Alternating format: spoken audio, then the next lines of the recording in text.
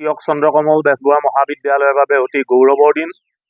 অলপ আগতে আমি উচ্চ শিক্ষা সঞ্চালকৰ পৰা এখন চিঠি পালোঁ।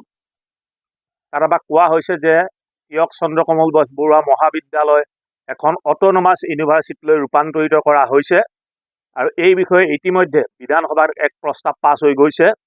তাৰো কপি আমাৰ হাতলৈ আহিছে আৰু গতিকে এতিয়া আমাক সকলোবিলাক নথি পত্ৰ তথ্য পাতি যিবিলাক এখন ইউনিভাৰ্চিটিৰ কাৰণে আমাক লেণ্ড ডকুমেণ্টছ হওক, UGC ৰিকমেণ্ডেশ্যন হওক, এই সকলোবিলাক নথি পত্ৰ এতিয়া আমাক অতি শীঘ্ৰে ডাইৰেক্টৰ অফ হায়াৰ এডুকেশ্যনলৈ পঠিয়াবলৈ আমালৈ নিৰ্দেশ আহিছে।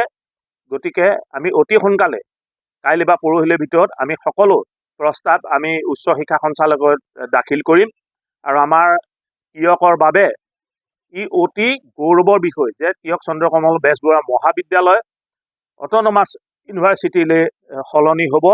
এইখিনিতে আমাৰ মৰিয়নি সমষ্টিৰ মাননীয় বিধায়ক আমি ৰূপজ্যোতি কুৰ্মীৰ ওচৰত চিৰকৃতজ্ঞ। তেখেতৰ মহান প্ৰচেষ্টা, তেখেতে আন্তৰিকতাৰে লাগি আছিল যে মহাবিদ্যালয়খনক স্কিল ইউনিভাৰ্চিটিলৈ ৰূপান্তৰিত কৰিব লাগে, কিন্তু স্কিল ইউনিভাৰ্চিটি আমি নাপালোঁ। এতিয়া আমি অট'নমাছ ইউনিভাৰ্চিটি পালোঁ। আজি আমাৰ বাবে আৰু তিয়কবাসীৰ বাবে অতি গৌৰৱৰ দিন।